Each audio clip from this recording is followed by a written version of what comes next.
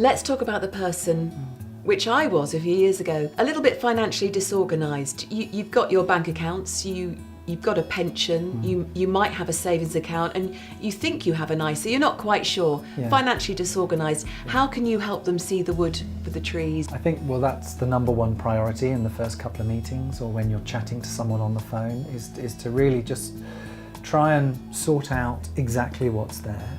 And sometimes people won't know, but we can find out, obviously, and then you sort of have a chat with someone to say, well, okay, this is where we are. This is what you've got down this hand side, and this is what you've got down here. Yeah. And this is what this does. Do you realise what this does? Because a lot of the time we don't realise No. what these things And do. you may have just accumulated various things over the years, and now you're thinking, well, hang on a minute, I've lost track of who that was, or why I bought that, and all the rest of it. And you kind of think, well, I need someone just to help me sort of sift through the noise and work out what's what, get clarity, and really just work out what's essential, because there are going to be things that you've accumulated that don't serve your purpose anymore.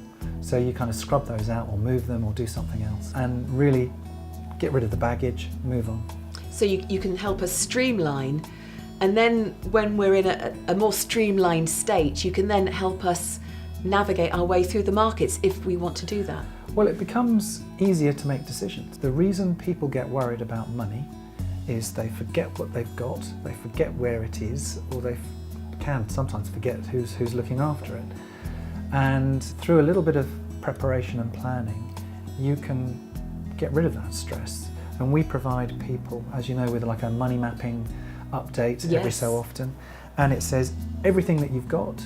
It says what we discussed, how we're doing it, how this is going to happen, and sometimes I might even draw out little diagrams for you as to how things are going to work. And really, once you've got that, if you're having a bad day or you read something on the news, all you have to do is pull out that sheet and you think, well, actually, life's not so bad.